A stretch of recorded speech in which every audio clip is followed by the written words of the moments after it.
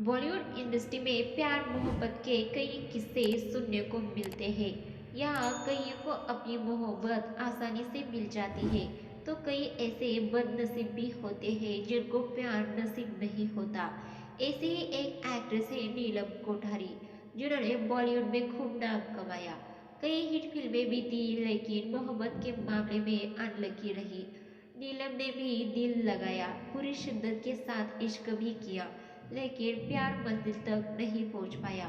तो चलिए जानते हैं 1969 में हांगकांग में जन्मी नीलम की प्यार की दास्तां। मैं प्यार की पुजारी हूँ, मुझे प्यार चाहिए।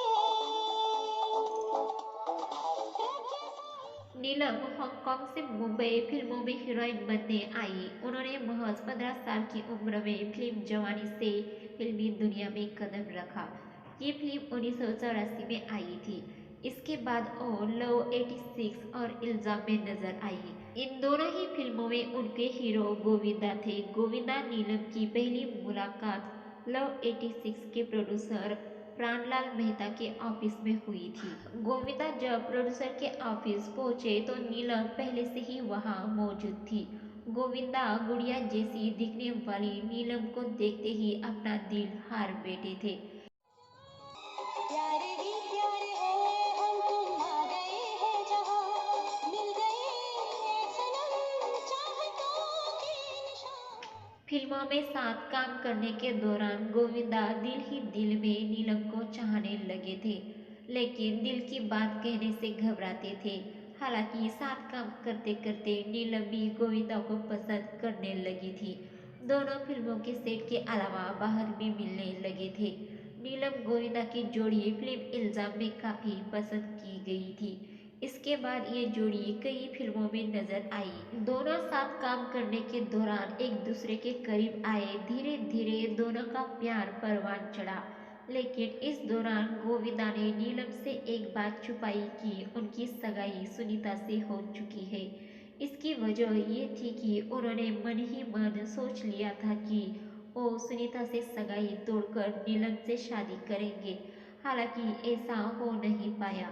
गोविंदा की माँ को नीलम पसंद नहीं थी और वो चाहती थी कि सुनीता ही उनके घर की बहू बने।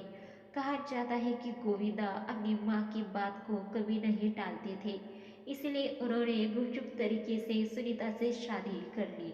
उन्होंने इस शादी की भनक नीलम तक को नहीं होने दी थी, लेकिन कहते हैं ना, इश्क छुपाए नहीं छुपता, वैसे ही उनकी शादी भी नहीं छुप पाई।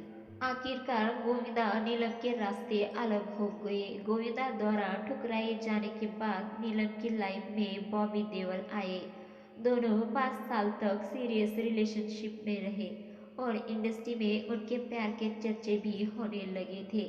ये तक कहा जाने लगा था कि नीलम धड़कबाजी की छोटी बहू बनेगी, लेकिन ये सभी बातें उस वक्त धरी की धरी रह गई। जब खबर आई कि धर्मपाजी नीलम को अपने घर की बहू बनाने के लिए तैयार नहीं है। दरअसल धर्मपाजी नहीं चाहते थे कि कोई हीरोइन उनके खानदान में बहू बनकर आए। इसके बाद दोनों ने अपनी अपनी राहें अलग कर ली। हालांकि इस ब्रेकअप के बाद नीलम को बहुत बड़ा सदमा लगा था। उन्होंने एक इंटरव्यू में बताया था कि किसी मामले में अलग होना बहुत दर्दनाक होता है और जब कोई लंबी रिलेशनशिप के बाद अलग होता है तो इससे उबर पाना मुश्किल होता है।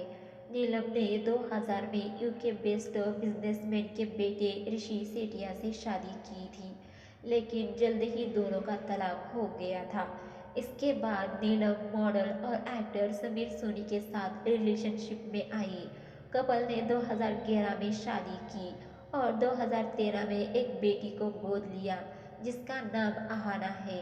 नीलम आखिरी बार 2001 में आई फिल्म कसम में नजर आई थी। हालांकि वो दोबारा एक्टिंग की दुनिया में वापस आ गई है। वो कई वेब सीरीज में भी नजर आ चुकी है। दर्शकों, आपको हमारे द्वारा नीलम कोठारी के बारे में दी गई ये जानकारी अच्छी लगी तो हमारे चैनल बॉलीवुड की चमक को सब्सक्राइब, वीडियो को लाइक शेयर जरूर कीजिए। साथ ही में नीलम कोठारी की कौन सी फिल्म या कौन सा गाना आपका पसंदीदा है और हमें कमेंट करके जरूर